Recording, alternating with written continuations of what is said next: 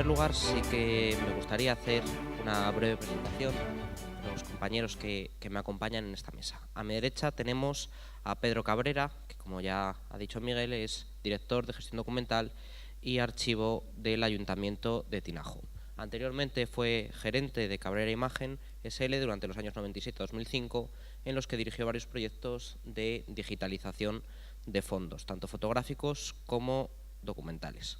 Desde el año 2006 es archivero del Ayuntamiento de Tinajo y en 2014 director de la implantación del sistema de gestión documental, archivo electrónico y difusión de contenidos de dicho ayuntamiento. A mi izquierda me acompaña Javier Requejo, que es jefe de información documental del Ministerio de Educación, Cultura y Deporte, adscrito a la Subdirección General de Archivos Estatales. Como archivero de la Administración General del Estado, desde el año 2009, ha participado en diversos grupos de trabajo relacionados con procesos de gestión documental. Desde el año 2014 ocupa la presidencia de la Comisión de Normas Españolas de Descripción Archivística. En último lugar, tenemos a Miguel Fernández Gil, natural de Madrid, licenciado en Ciencias de la Información por la Universidad Complutense de Madrid. Ingresó en el Ayuntamiento de Leganés en el año 84, dirigiendo el Gabinete de Prensa y Relaciones Institucionales. A final del año 93 se hizo cargo en diferentes fases del impulso de los servicios de información y atención a ciudadano, hasta asumir en el año 2002 la responsabilidad de gestión de calidad del Ayuntamiento.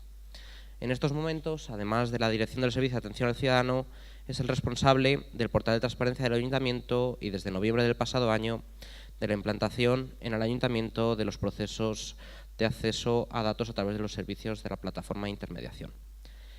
Por último lugar, me presento yo, soy Amador Fernández, soy personal investigador de la Universidad de Salamanca, he participado en diferentes procesos relacionados con la implantación de las nuevas normas, como es la adecuación de dicho procedimiento a diferentes universidades públicas y ayuntamientos. Como es la primera mesa redonda, sí que nos gustaría hacer unas breves intervenciones puntuales para luego que pudiera surgir un debate en el que, por supuesto, os invitamos a participar. Si alguien desea hacer cualquier tipo de pregunta, las azafatas os repartirán unas tarjetas para que podamos tener un debate y esto se convierta en una verdadera mesa redonda. Muchísimas gracias a todos. En primer lugar, le cedo la palabra a Pedro. Gracias. En principio vamos a entrar un poquito en el contexto de dónde venimos nosotros, cómo empezamos. Hay que tener en cuenta que el Ayuntamiento de Tinajo es un ayuntamiento pequeño, somos unos 6.200 habitantes, con un presupuesto anual de ahora está en torno a los 7,5 millones. Empezamos en la implementación de la administración electrónica en el año 2014, en el año 2015 implementamos el archivo electrónico como tal, como archivo electrónico único, y ahora estamos en plena implantación de lo que significa todas estas conexiones con el punto único, con el punto general. Cuando empezamos nosotros, hicimos un análisis de la legislación aplicable, ¿no? Y encontramos algunos conceptos. En principio encontramos el concepto de transparencia, el concepto de planificación, el de simplificación administrativa. Se imponía el procedimiento electrónico, ahora sí, no como en la Ley 11/2007, ¿vale? Ahora ya es obligatorio. Aparecen otros conceptos también diferentes, como es el de apoderamiento, el de identificación, el de firma, que antes eran juntos, ahora se separan, ¿vale? Ahora el ciudadano no tiene que estar firmándolo todo, solo una serie de documentos. Y también la ley nos dice que tenemos la obligación de usar, si no todos, sí algunos de sus aplicativos. ¿Y en base a qué? En base a la ley de estabilidad presupuestaria, que paradójicamente esta ley lo que le interesa es que tú lo que implementes, no que sea mejor, sino que sea más barato. Es una cosa extraña, pero es así. Y nos planteamos, ¿cómo íbamos a hacer eso? La decisión fue simple, implantando un sistema de gestión documental, ¿vale? Volvimos a revisar la legislación, a ver qué era un sistema de gestión documental, qué requisitos legislativos podríamos encontrar y nos dimos cuenta que no existe en el ordenamiento jurídico ni una sola ley, ni una sola que obliga a las administraciones a implantar un sistema de gestión documental. Solamente una, que es la Ley de Reutilización del Sector Público. En el artículo 4 nos indican que para llevar a cabo la reutilización sería bueno implantar un sistema de gestión documental, pero no es obligatorio. Pero nosotros entendíamos que sin un sistema de gestión documental, todos estos derechos que tiene el ciudadano, pues no se lo íbamos a poder prestar. A menos, se podría hacer, pero no de manera sostenible, de manera eficiente. ¿Vale? Bueno, nosotros decidimos qué es un sistema de gestión documental. Pues planificar las pautas y los sistemas para definir el contexto, el contenido de los documentos, pero sobre todo el contexto. También su uso y también su comportamiento. No es solamente clasificar, ¿vale? Son muchas cosas más. Y lo más importante con lo que nos encontramos, que fue un déficit en realidad, definir los procedimientos. Tengan en cuenta que ahora todos tenemos que estar en CIA, en el sistema de información administrativa. Prácticamente los datos que tenemos que poner allí, a nosotros como archiveros nos resultaba bastante familiar, porque en realidad es prácticamente una identificación de serie, pero no es exactamente lo mismo, ¿vale? Y de ahí salieron dos conceptos. Uno era el de metadatos, ¿vale? Un documento sin metadatos es un documento que no tiene contexto y por tanto no se va a poder gestionar ni se va a poder recuperar seguramente. Y el concepto de relaciones, ¿vale? ¿Para qué? Pues para conseguir que los documentos sean accesibles desde el mismo momento que se crean. No después, no en el archivo, no.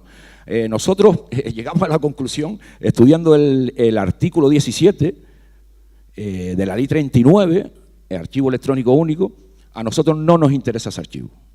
Nosotros estamos en otra cosa. A nosotros nos interesa el sistema de producción. ¿Cómo se producen los documentos? Lo del archivo es más fácil de solucionar, ¿vale? Si esto no se implementa como es debido, pongan ustedes el archivo que quieran, que no les va a servir absolutamente para nada. O sea, si los documentos no llegan con un contexto específico y los paquetes de información que mandamos al archivo solo hablamos de contenido y metadatos, estamos hablando de muy poco. Necesitamos información sobre la representación del contenido y también información sobre la conservación, que no es poca, que puede ser con premis o no. El MGD, aunque, bueno, ahí hemos tenido varios debates, con el MGD se puede conservar documentos. Es cierto que está hecho para interoperar, pero se puede. Ahí cabe cualquier cosa. ¿Y para qué hacemos nosotros esto? Muy simple. La cuestión, haciendo un análisis profundo de la legislación, lo que tenemos que conseguir, desde nuestro punto de vista, son administraciones prestadoras de servicios de evidencia de confianza. Si no somos prestadores de servicios de evidencia de confianza, estaremos haciendo las cosas mal, ¿vale? El ciudadano tiene derecho a que sus evidencias sean de confianza, porque si no, esto no va a funcionar. Y nada más. Sí. Gracias. ¿Me oís bien así? Vale. Bueno, después de la intervención de Pedro y a la vista de lo que se ha comentado en esta misma sala, antes en la intervención de Javier Barbadillo, explicando el sistema de gestión documental del Ayuntamiento de Guadalajara, yo quiero intentar aportar al menos una pequeña perspectiva de normativas en materia de descripción. Porque, bueno, yo vengo trabajando ya 4 años en la Comisión de Normas de Descripción Archivística y uno de los retos que nos impusimos y que nos autoimpusimos en la comisión era estar presentes en los desarrollos de administración electrónica. La administración electrónica estaba avanzando muy rápido, mucho más rápido de lo que tendemos a desarrollar la normativa en el mundo de los archivos, en el mundo del archivo tradicional, por decirlo de alguna manera, y además se nos planteaba otra serie de cuestiones, y es que las normas tradicionales de descripción que se aplicaban en archivos parecía que no tenían cabida en estos entornos de administración electrónica. Esas normativas que en el sector archivístico tenemos metidas en vena, las tenemos aquí puestas porque las llevamos con nosotros allá donde vamos, resulta que no encajaban con los desarrollos de la administración electrónica, no encajaban con los desarrollos normativos en materia de interoperabilidad ni de archivo electrónico. Y entonces parecía como que había una cierta división en el desarrollo normativo de la descripción, ¿no? Y en la comisión de normas, uno de los retos que quisimos era trabajar en demostrar que no es así, que no hay esa división, que lo que hay es quizá una confusa interpretación de la normativa en función del ámbito en el que nos encontremos, ¿no? Y por ese motivo, ya desde el año 2007, imaginaos desde entonces, desde el año 2007, la Comisión lo que diseñó fue una norma, o planteó el diseño de una norma que intentara encauzar esa interpretación de la normativa en materia de descripción y que sirviera y que resultara válida para todos los procesos de descripción que se llevan a cabo, incluido la descripción de los documentos electrónicos, incluida la descripción en la administración electrónica. Es algo que ha sido muy costoso, pero lo cierto es que estamos empezando a obtener resultados. El año pasado logramos adoptar un primer estándar, que es el estándar NEDA, el modelo conceptual de descripción archivística, y el vocabulario específico de términos. Y ese estándar, si bien no es una norma para hacer descripciones de documentos, lo cierto es que es una norma fundamental para regular el proceso de descripción, incluida la descripción en el ámbito de la administración electrónica. ¿Por qué? Porque en esa norma lo que se establecen son los requisitos funcionales, las pautas básicas que debe cumplir cualquier sistema en el que se vaya a describir. Y cuando hablamos de sistemas en los que se vaya a describir, hay que tener en cuenta que también estamos hablando de sistemas de gestión documental, ¿vale? Es cierto que como un estándar que contiene un modelo conceptual no deja de ser un modelo teórico, pero lo que falta, el siguiente paso, es empezar a darle aplicabilidad, ¿vale? También es cierto que es un estándar que no es totalmente ajeno a la realidad actual, es decir, la Comisión de Normas ha estado pensando y ha estado abordando los desarrollos legislativos en administración electrónica, los avances en el ENI, las normas técnicas de interoperabilidad, el MGD. También ha estado abordando otros desarrollos similares que se están haciendo en otros ámbitos. Hemos intentado que el modelo conceptual resulte operativo y válido para los avances actuales, para los desarrollos actuales, incluidos los de la administración electrónica. El siguiente paso que tenemos que hacer, todos, es decir, y cuando hablo todos no hablo solo de archiveros o de la comunidad archivística, hablo de las administraciones públicas en general, es empezar a asumir ese estándar como un requisito básico de nuestros sistemas de gestión documental. ¿Por qué? Porque si nuestros sistemas de gestión documental tan solo, única y exclusivamente, cumplen con la normativa que dicta el ENI, podrán interoperar, sin duda, pero no gestionarán bien sus documentos. En cambio, con un estándar como el modelo conceptual de descripción archivística, el estándar NEDA, que si bien es cierto que es un estándar orientado solamente hacia el proceso de descripción, hay que tener en cuenta que lo que es la descripción archivística es un proceso que es inherente a cualquier actividad a día de hoy en la administración. Y en la administración electrónica más aún si cabe. Por lo tanto, si se aplica ese estándar, los sistemas de gestión documental, da igual donde se apliquen, no solo interoperarán, sino que harán totalmente efectiva el intercambio de datos y de información. Y no solo el intercambio de datos entendido como intercambio de documentos, ¿vale? No voy a entrar a detallar nada más porque prefiero, si es posible, responder preguntas sobre ese estándar porque a día de hoy es un estándar recién aprobado y creo que habrá dudas o cuestiones sobre su forma de implementarlo. Por mi parte, nada más. Muchas gracias.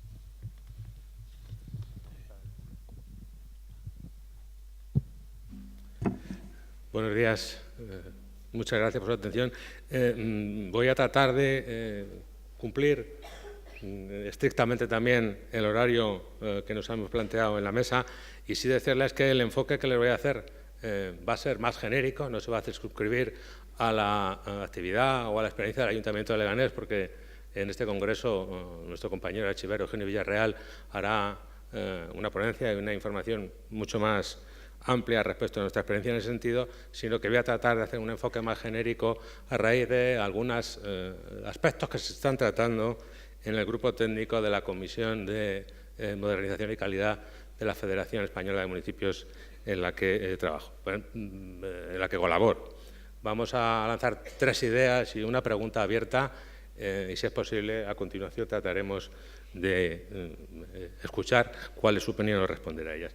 Las tres reflexiones que les planteo, en primer lugar, es lo que se puede considerar una escasa relevancia para los legisladores, no de estas últimas normas, sino en general en los últimos años, sobre la posibilidad real de aplicación práctica de las normas que se elaboran y las consecuencias que tiene ese poco interés, por decirlo de alguna forma, en ver de qué forma luego se puede plantear o se puede llevar a la práctica lo que se legisla. Como resultado de ello, además, y como consecuencia de esas dificultades, será necesario en muchos casos plantearnos con una cierta flexibilidad el resultado de esa aplicación práctica, teniendo en cuenta la diversidad de medios, características, circunstancias, de recursos de lo que es la administración local española, incluso llegando a criterios distintos respecto a lo que es el fondo y la forma de aplicación de las normas.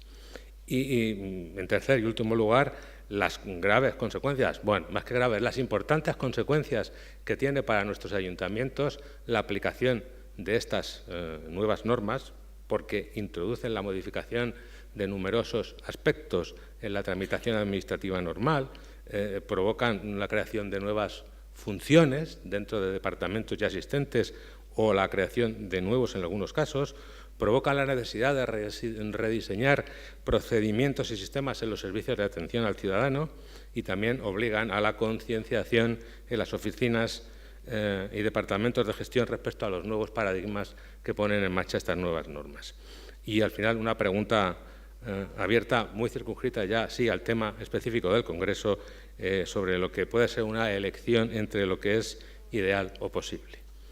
Respecto al primer tema, y sin dar muchos argumentos para poder luego entrar en el debate, en mi opinión, realmente el legislador no ha previsto o no prevé habitualmente cuáles son los sistemas o los medios de implantar las normas que elabora y que promulga en las administraciones locales.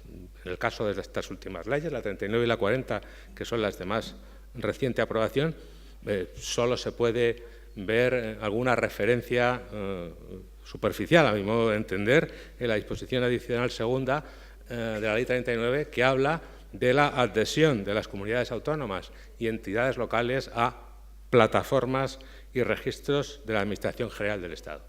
Esta poca toma en consideración de cómo aplicar en la práctica en la Administración local estas normas, además se ve, a mi modo de ver también, perjudicada por la inexistencia en muchos casos de reglamentos que desarrollen esas leyes. El hecho es que estas normas se aplican de una forma relativamente ágil y eficaz en la Administración General del Estado y en las comunidades autónomas, con matices, con distintos niveles de éxito en las diputaciones y en los cabildos, pero muy difícilmente y con criterios dispares en los ayuntamientos.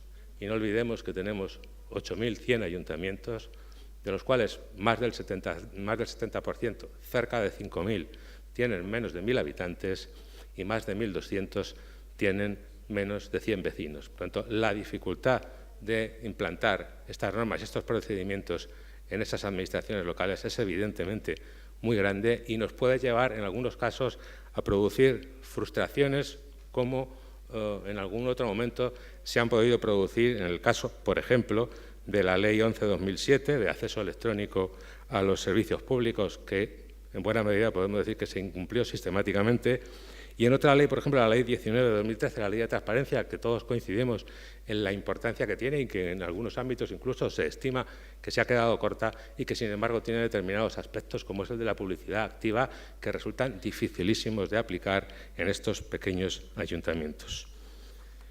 Respecto a la diversidad de la aplicación, creo que todos coincidimos en ello, no solo por las diferentes capacidades y medios, sino también porque hay criterios que en determinados casos no son homogéneos.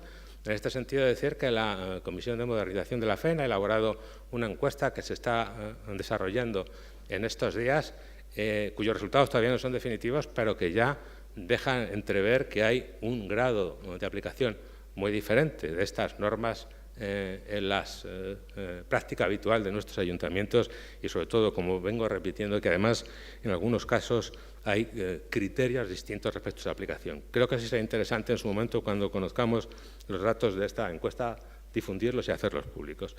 Y la tercera idea es las importantes consecuencias que la aplicación de estas normas tienen en las administraciones locales, modificando de forma sustancial aspectos de tramitación administrativa de las funciones de muchos departamentos, obligando a crear y a rediseñar nuevos procedimientos de atención al público y provocando la necesidad de concienciar a las oficinas y departamentos de gestión respecto a los nuevos paradigmas.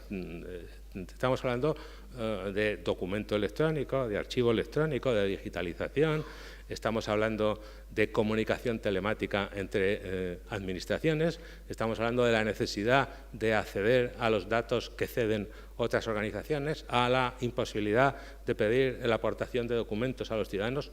Todos ellos paradigmas lógicos y evidentes, pero que generan una dificultad en nuestras organizaciones.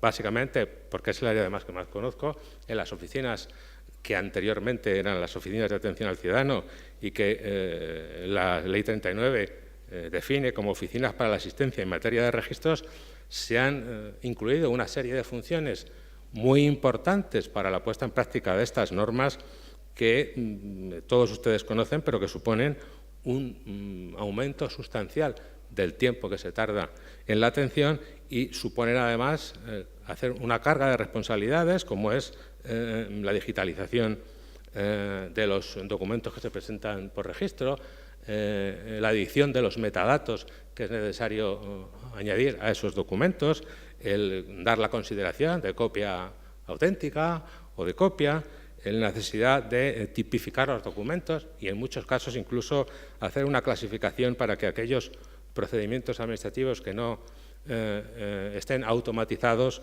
no caigan luego en un agujero sin fondo en los que sea muy difícil recuperarlos desde una política de gestión documental.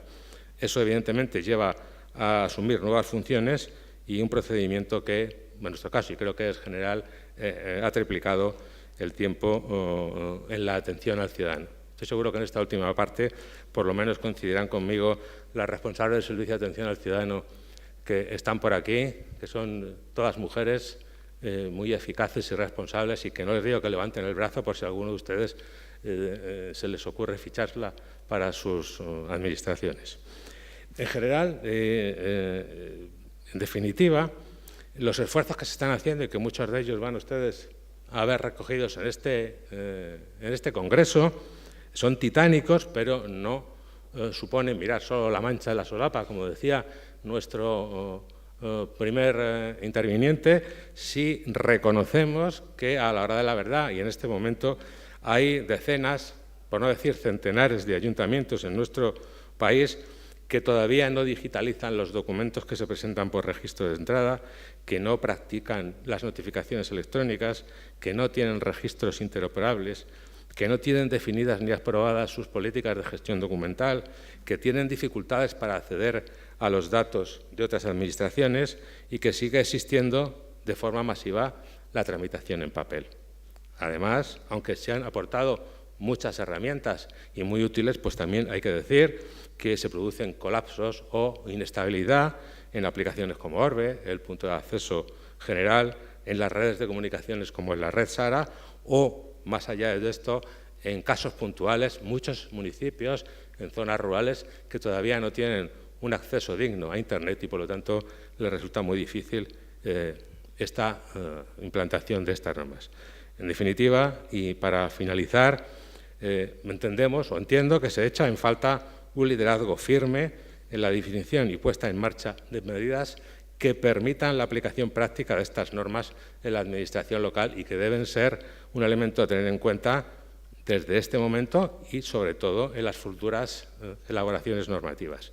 Y la pregunta que iba a dejar abierta, que sí tiene que ver directamente con el documento y el archivo electrónico, se refiere, o para ella voy a extraer dos párrafos de un texto de Rafael Martínez Ramos, de la Asociación de Archiveros de Andalucía, que plasmó en un artículo de 2017, no sé si está por aquí, voy a tratar de citarlo literalmente. Decía en uno de ellos: la implantación de la administración electrónica a la que nos obligan las normas nos ha llevado a la aplicación de medidas de urgencia, en ocasiones buscando soluciones precarias para la aplicación de un ENI mínimo obligatorio y una interoperabilidad de intercambio imprescindible para determinados trámites administrativos.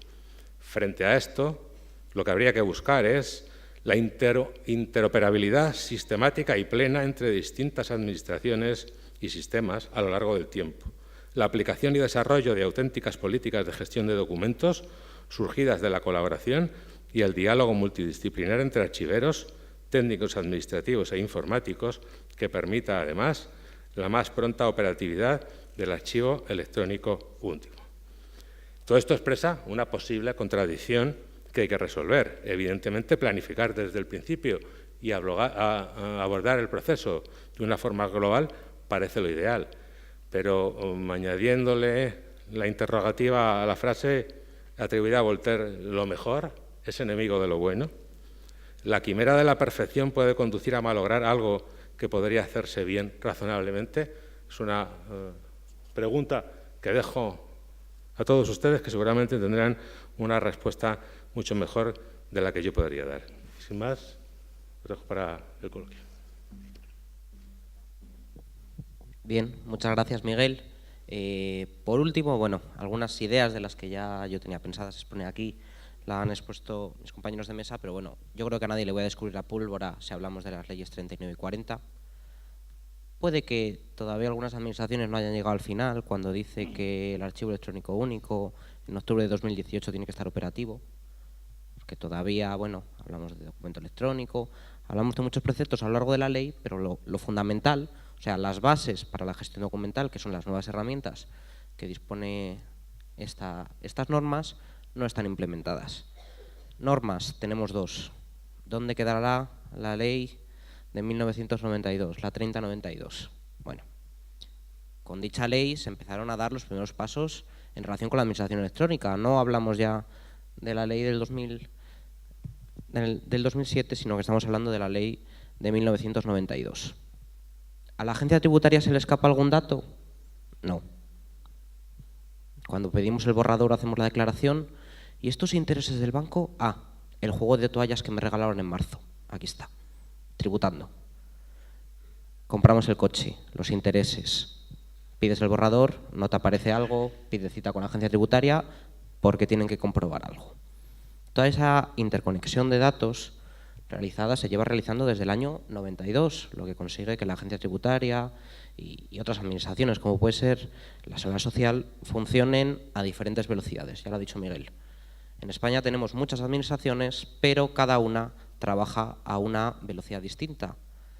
Que bueno, es entendible, cada uno disponemos de unos medios distintos. El problema es cuando tenemos una norma que nos obliga a todos a ir a la misma velocidad. ¿Por qué? Porque no hay interconexión posible si no se puede hacer un tránsito de datos de una administración a otra. Por ejemplo, ¿cuánta gente tiene fotocopias de su DNI cerca? Porque cada vez que voy a realizar un trámite voy a tenerla cerca. Voy a renovar el DNI y lo primero que hago es 3 o 4 copias para tenerlas a mano para lo que me pidan. Hace años ya que en teoría esa información ya no hay que pedirla. Simplemente algunas administraciones te dicen, bueno, dime dónde me entregaste un día una copia y ya si eso la busco, siempre que no haya caducado la copia que tú me entregaste, y lo variamos. Estas nuevas leyes también yo creo que es importante destacar, y desde el punto de vista del derecho administrativo, suponen la centralidad del ciudadano. O sea, son leyes que obligan a las administraciones a poner la administración al servicio de los ciudadanos. ¿Esto qué va unido? Tenemos por ahí la Carta de Derechos Fundamentales de la Unión Europea, que en su artículo 41 habla del derecho a la buena administración. Así, derecho a la buena administración. Y yo creo que eso es algo que es lo que buscan estas nuevas leyes, la 39 y la 40, al hablar de todas estas nuevas herramientas. Una administración accesible 24 horas, al servicio del ciudadano, con personas encargadas de explicarle a todos los ciudadanos cómo lograrlo. Todavía hay muchos aspectos pendientes, como es la lucha contra la brecha digital, O sea, todavía tenemos cerca del 20% de hogares que no tienen una conexión de alta velocidad, por no hablar de la necesidad de equipos y demás, que eso conlleva un coste. El coste que lleva también implementar esto para las administraciones públicas, unas disponen de medios propios, otras tienen que contratarlos fuera. Existen medios a disposición desde la Administración General del Estado, que he visto en el programa que participarán en otros momentos, y estos son cuestiones importantes. A veces, y esto es una opinión personal que compartimos varias personas, a veces nos entra la risa cuando por las mañanas te levantas y lees el BOE. Dices, ¿pero cómo el legislador ha aprobado esto? ¿Pero cómo vamos a ser posibles? Si nadie nos pone un objetivo a largo plazo, no vamos a intentarlo. ¿Por qué? Porque la inercia siempre tiende a seguir haciéndolo todo igual. Entonces, yo creo que el legislador aquí, con perdón, ha ido demasiado rápido, no ha organizado bien la implementación de todas estas nuevas herramientas, pero también para eso estamos aquí, para ver qué cosas podemos hacer, cómo podemos adaptarlo y sobre todo para tener unas administraciones públicas que respondan a ese derecho de la buena administración y que todos, tanto nosotros como personas físicas y como responsables de administraciones, podamos tener una administración al servicio de los ciudadanos. Ahora es el momento en el que surge el debate entre nosotros y, por supuesto, si cualquiera de vosotros o de vosotras tenéis cualquier duda, por favor, transmitirlo.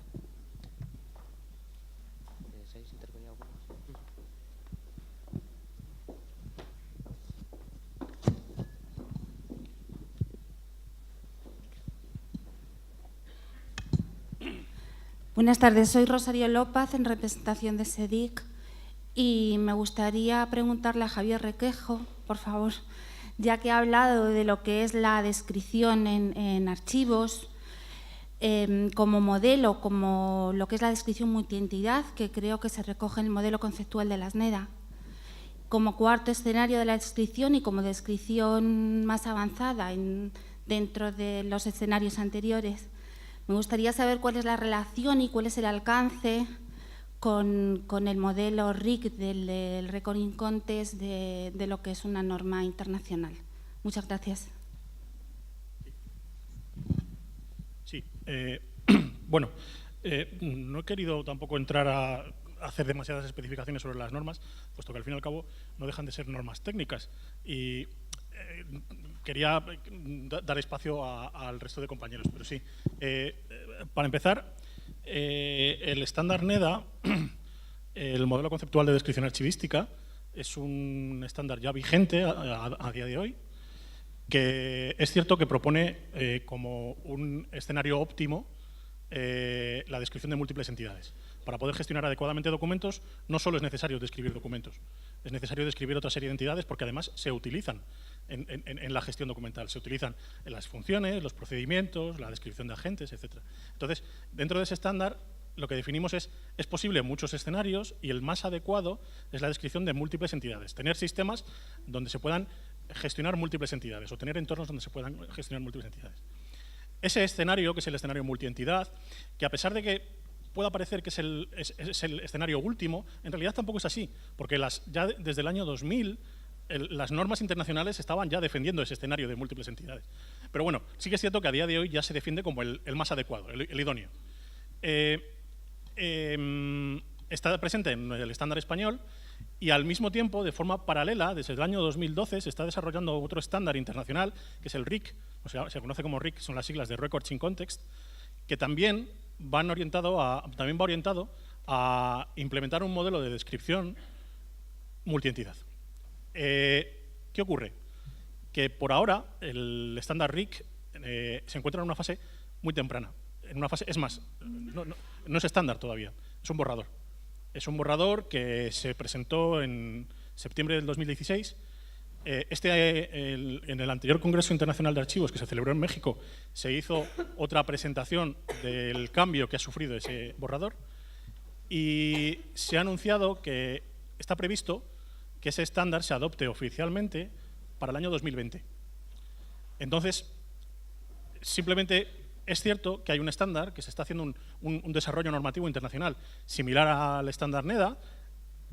Desde aquí, desde mi perspectiva como agente involucrado en el desarrollo del estándar español, pero también en el estándar internacional, puedo asegurar a día de hoy que son estándares que no van a ser incompatibles, pero sí es cierto que todavía no deja de ser un borrador.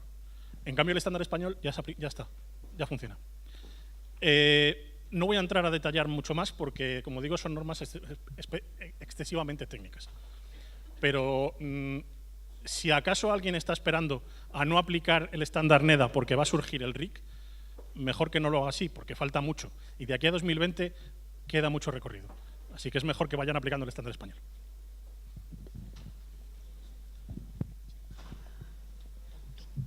Perdón, aquí.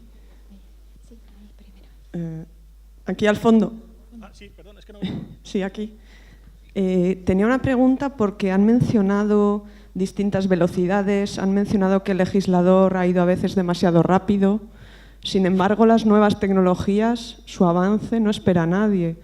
La velocidad es de vértigo. ¿Cómo podemos hacer frente entonces a esa contradicción? Hay que hacer algo. Yo creo que por eso el legislador ha aprobado una norma que ahora estamos viendo que con los plazos de ejecución nos quedamos cortos. O sea, que necesitamos que para poder tener un archivo electrónico único, interoperable, interconectado entre todas las administraciones, como dice las leyes 39 y 40, tenía que estar ya en octubre de este año y ojalá en octubre podamos hablar de una realidad. Las leyes siempre nacen con vocación de permanencia. O sea, del 92 al 2015 ha habido una ley de procedimiento administrativo que ha ido, adaptándose. O sea, no podemos hablar de cosas muy concretas en las leyes porque eso nos obligaría a una actualización constante de las normas y perdería su naturaleza. Para eso tenemos los reglamentos, ¿vale? Eso también es importante, como ha señalado Miguel, la necesidad de dotarnos de reglamentos, sobre todo de ejecución en diferentes administraciones, de dichas normas. Lo que está claro es que la administración tiene que adaptarse a esas nuevas tecnologías, pero sin dejar a nadie por el camino. O sea, es lo que he dicho, tenemos un 20% de brecha digital y si implementamos ahora, a todo correr, una nueva administración en la que todos estemos obligados a tramitar todo de manera online, se nos cae el 70% de la población. Porque ya es así, o sea, se han ido dando pasos, a obligación pues en algunas administraciones, para empresas, para autónomos, etcétera, de ir empezando a realizar tramitaciones. También en algunas administraciones institucionales, para su propio personal, pues en mi caso la Universidad de Salamanca, ya a todos los trabajadores, les obliga a todos los trámites realizarlos de manera online, llegando a inadmitir recursos presentados en registro telemático porque tienen la obligación de presentar ese registro online. Son pasos, ya hay algunas sentencias sobre inadmisión de este tipo de recursos y si no sabemos adaptarnos, o sea, las normas están y tienen que ir respondiendo a la realidad. ¿Vale? También porque vivimos en un nuevo mundo en el que los ciberataques, big data, interconexión de datos, robo de datos, etcétera, están a la orden del día. Entonces, pensad en un robo de datos a la agencia tributaria. O sea, ¿dónde está la riqueza? ¿Quién tiene el dinero? ¿En qué bancos? Etcétera. Seguridad social. Hace poco ha habido por ahí una sentencia que imponía una pena de cárcel a un funcionario por filtrar datos a los que tenía acceso de manera interoperable. O sea, un funcionario estaba consultando datos de trabajadores de otras provincias donde él trabajaba para filtrárselos a una empresa para ver si les contrataba o no, para ver cuántas bajas se había cogido en su vida, etcétera. ¿Vale? Todo ese tipo de cosas, pues la interconexión nos da, pero necesitamos saber siempre, pues eso, ¿sabes? Que un archivo, saber quién entra, por qué entra y sobre todo que podamos hacer un seguimiento de toda esa información para no perder nunca de vista los derechos del ciudadano a saber en todo momento cuál es el estado de tramitación, de quién depende, etcétera, etcétera, etcétera. O sea, tener una administración transparente y al servicio de los ciudadanos y siempre en consonancia con los avances.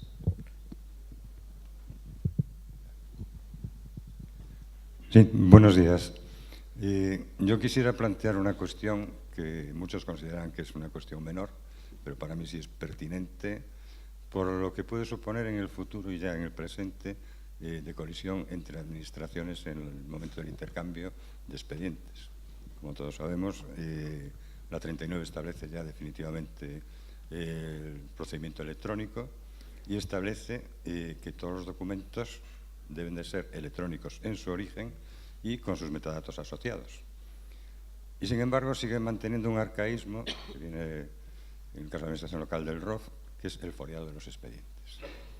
Y se está dando el caso, sobre todo con la Administración de Justicia y algunas comunidades autónomas, que cuando le remites un expediente, le pones el índice de documentos que tienen que ser una entidad única en sí misma y coherente, es decir, una entidad individualizada, que teóricamente tiene que llevar algún tipo de marca o metadato que indique el número de páginas que tiene ese documento. En el momento en que se hace un foliado de ese expediente, estaríamos poniendo una nueva marca distinta sobre ese documento. Por ejemplo, imaginemos que el documento es el 17 y está paginado de 1 a 5. En el momento en que foliamos le puede tocar la 105. Entonces quisiera plantear a la mesa, porque ese problema ya lo hemos tenido con tanto la Administración de Justicia, que nos ha exigido foliar un expediente del que habíamos reenviado con su índice de documentos, con sus hash y todo, y nos ha obligado a foliarlo. Con lo cual yo entiendo que se está alterando la integridad documental del expediente. Quisiera saber la opinión de la mesa sobre este tema y cómo se podría resolver.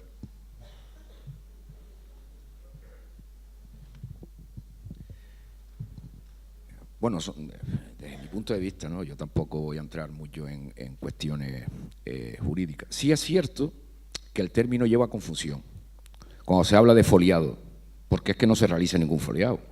Lo que hay que determinar y lo que tiene que reflejar el índice es cada uno de los documentos que contiene el expediente, independientemente que un documento sean 40.000 páginas visibles, porque el documento electrónico, el problema que tenemos que, bueno, yo es que no quiero entrar mucho, pero sí tengo que decir una cosa. Parece que no se termina de entender el concepto de documento, igual que el concepto de serie, pero si es que el documento electrónico no existe como tal. Solo la capacidad de representarlo, nada más, ni siquiera se puede conservar. Y otro tanto podría decir de la firma. Eso de foliar, ese término, a mí siempre me ha chocado, pero en exceso. Y sí es cierto, a nosotros también nos ha pasado que cuando mandamos el índice nos dicen lo mismo. Oye, no, mira, es que tiene que ir foliado. Digo, ¿y qué quiere? ¿Que te lo ponga con qué? Digo, pues ya está. A ti lo que te interesa que, señora administración, que esté íntegro o que no esté íntegro. Porque ya de la integridad del documento podríamos estar hablando aquí hasta mañana, con esa técnica de refirmado. Pero ¿cómo se va a mantener la integridad de un documento refirmado? Cuando tú refirmas, cambias a la cadena de BIP, ya no es íntegro. No es íntegro. La firma nos pasa exactamente lo mismo. Es que ese índice lleva una firma, ¿eh? Ojo. Cuidado con eso. Igual que con el borrado de datos. No, es que se heredará de la serie. ¿Cómo que se heredará de la serie? Y en aquellos expedientes donde yo solo quiero eliminar 2 documentos, ¿cómo me las arreglo? Porque el índice es el índice. ¿Vale? Pero sobre todo yo quería entrar más en el tema de la firma. ¿Vale? En el tema de la firma. La firma intenta proteger algo cuando ella es mucho más efímera que aquello que intenta proteger. Un documento que se firme con firma electrónica y sufra alguna técnica de, digamos, de transferencia, de refirmado, de resellado, ese documento ya no es el mismo documento. Porque la ley lo que dice, la ley de firma, si la analizan, es que cuando tú en Cortes presentas un documento firmado, eres tú, si el otro te lo rechaza, el que lo tiene. Fíjate tú lo que dice la ley, que tiene que estar íntegro. ¿Vale? Y se están haciendo muchas actividades de este tipo cuando la ley dice que tiene que estar íntegro. Pero no dice cuándo, dice íntegro. ¿Cuándo no? Bueno, pues yo ya les digo a ustedes que eso no va a poder ser, porque no se puede hacer. Y lo mismo pasa con el índice. El documento electrónico no se puede conservar, en la firma muchísimo menos. Se puede conservar la capacidad de representarlo, eso sí se puede, que no es sencillo. Pero lo del índice efectivamente a nosotros también nos ha pasado. Y seguirá pasando y habrán sentencias y todo esto se va a definir a base de sentencia. Porque hay muchísimos conceptos que cualquiera que lleve un tiempito enredado con esta, te das cuenta y dices, pero vamos a ver, pero es que esto no. Sobre todo a mí lo más que me llama la atención son cuestiones como esta y sobre todo lo de la firma. ¿Vale? Y cuando tú dices, vamos a ver, en Canadá no conservan la firma, en Australia tampoco. ¿Y por qué no la conserva? Porque no se puede, así de sencillo. Y no le demos más vuelta, no se puede. Y lo mismo va a pasar con todos esos índices. En su momento, dentro de 30 años, alguien igual todavía pensará que eso era lo mismo que cuando lo transfirió. Y no va a ser lo mismo, va a ser totalmente distinto. La cadena de BIP, y vamos a ver qué va a pasar con la estructura de esos documentos, que ya les digo yo que tampoco va a ser la misma. Ni la representación va a ser la misma. El contenido sí, eso sí.